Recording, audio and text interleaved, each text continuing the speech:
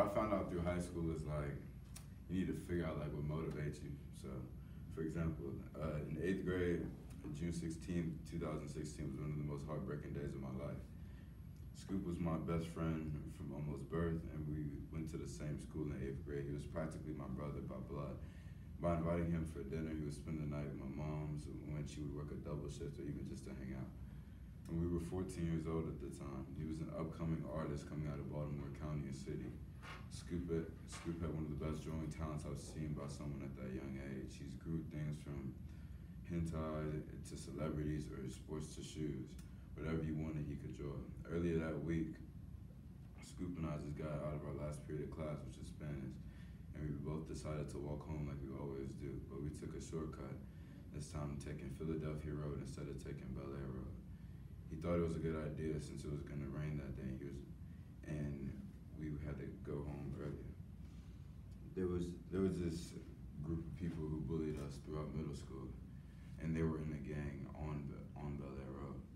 It was a bunch of ignorant, scared, just black kids just saying, run your pockets and take them all.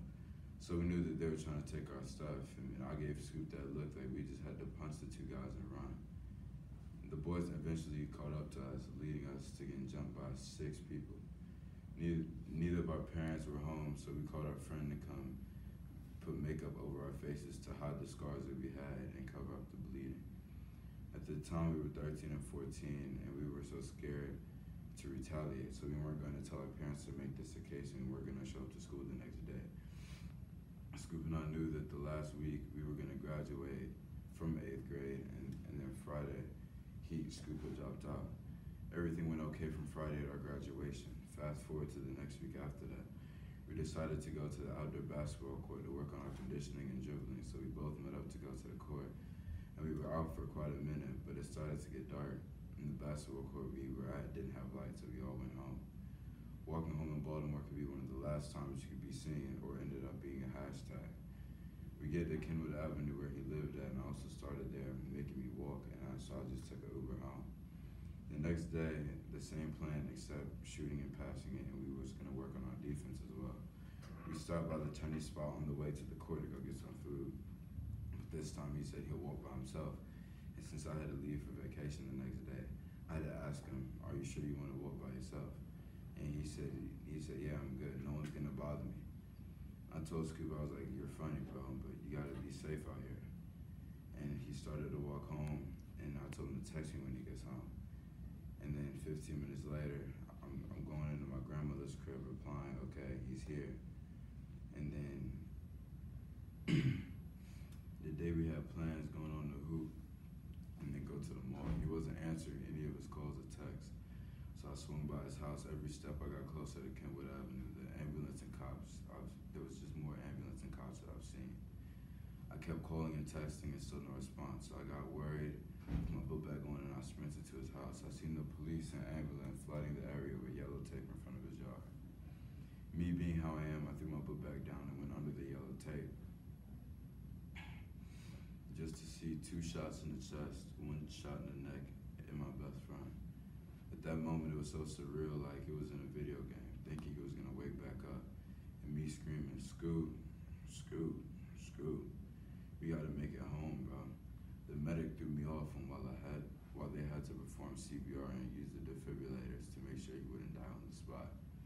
Neither of the methods they used worked, so I didn't think that it could happen to someone I knew.